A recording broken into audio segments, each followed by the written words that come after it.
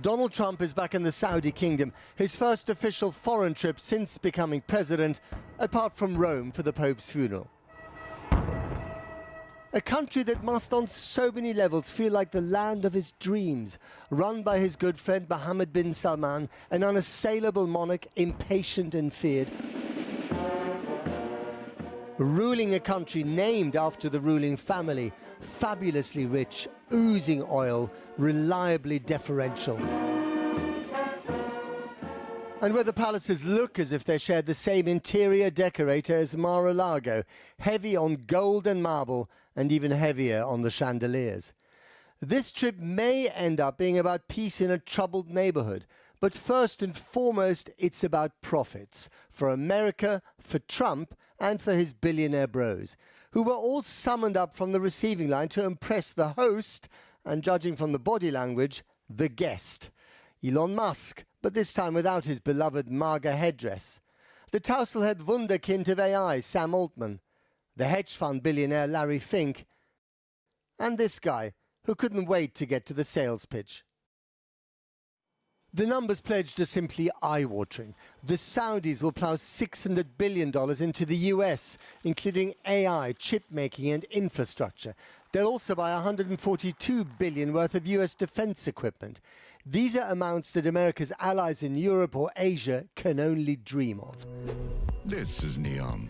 Mohammed bin Salman also wants Trump and co. to buy into his pet project, an artificial metropolis in the sand, Neom, a futuristic fantasy land which will provide, amongst other things, skiing in the desert.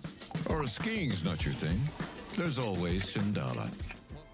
Once upon a time, Mohammed bin Salman was shunned for ordering the killing of journalist Jamal Khashoggi, according to the CIA. But today, Trump lavished him with praise.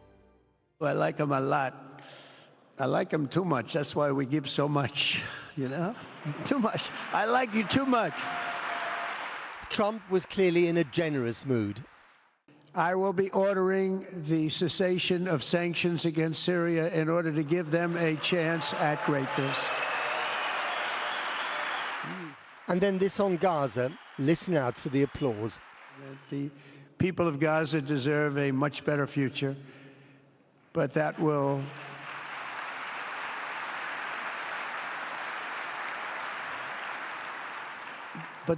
or can not occur as long as their leaders choose to kidnap, torture, and target innocent men, women, and children for political ends. If the Israeli government is feeling worried, well, they should be. Trump is not stopping by. Instead, his envoy, Steve Witkoff, turned up at Hostage Square this morning, sacred ground for the Israeli opposition. Here they think that Netanyahu cares more about prolonging the war against Hamas than freeing the hostages, and apparently Trump agrees with them. Oh my God! Oh my God! What's more, his envoy secured the release of the last living American Israeli hostage by directly negotiating with Hamas, raising the question why the Israeli government cannot do the same. Trump loves a gift, and here's something that he can look forward to in the next leg of this trip. A brand new palace in the sky worth $400 million to outshine Air Force One. A present from the Qatari royal family.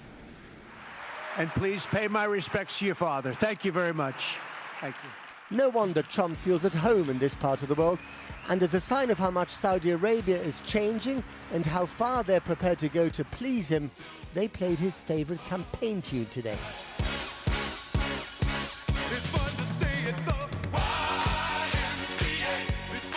Do they even know it's a gay anthem?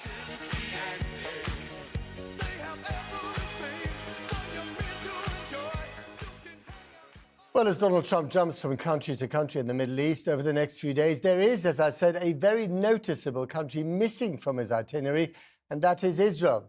Now, in the last few hours, the European hospital in southern Gaza was hit by an Israeli airstrike.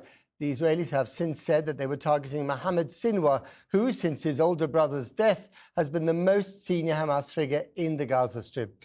But before that news broke, I spoke to one of the doctors in the European hospital in the aftermath of the strikes, and I asked him to describe the scenes that he'd been witnessing. So we'd finished in the operating theatre, just come back to the residence, which is within the compound of the hospital. and there was 4 or 5 enormous explosions. No pre-warning. Often you hear drones overhead first or aircraft approaching, but this time nothing. Smoke filling the air, filling the rooms. Ran downstairs. There was a huge crater right outside the entrance to the hospital with some wounded lying around that.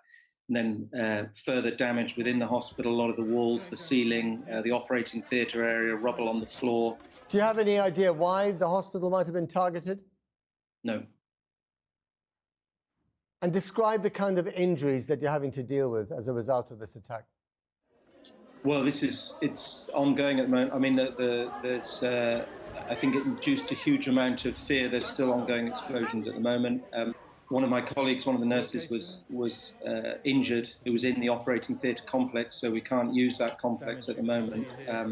So there's, the casualty department is treating some of the patients at the moment. I can hear behind me there's ambulances coming in because it was not just here. I think it was nearby as well. Tom, you've been to Gaza before. How bad is this compared to the last time you were there? But the last time was October to December 23, and I mean that was very bad as well. And whilst there was frequently fighting and shelling and bombardment around, there was no sort of direct hit on the hospital. But today that has changed absolutely. And I guess the other big difference is the malnourished state of the civilian population that you're dealing with. Yes, absolutely. So there's so little food available. I was with a senior anaesthetic colleague that was collecting the plastic bottles from IV fluids in order to take them back to the tent where he's living to use for fuel to heat up food. It's only really a bit of rice and pasta. There's no real protein, vitamins, fruit, or anything. So, this means as well that their immune system is very weak, and they're much more prone to infection, and also their wounds just don't heal. Are you seeing signs of famine?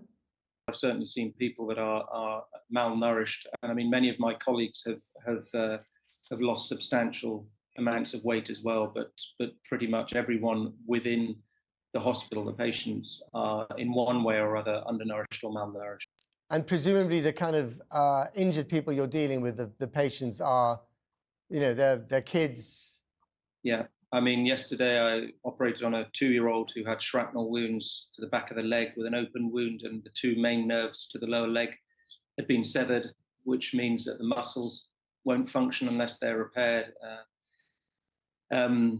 which will be a permanent disability. We were able to repair them, but then that's going to take a long time and require a lot of rehabilitation. And the likelihood is that they will always have some physical impairment as a result of that injury, and at 2 years old. Okay, we'll leave it to that. Dr. Tom Potiker, thank you very much indeed for taking some time to speak to us, and we wish you all the best. Thank you.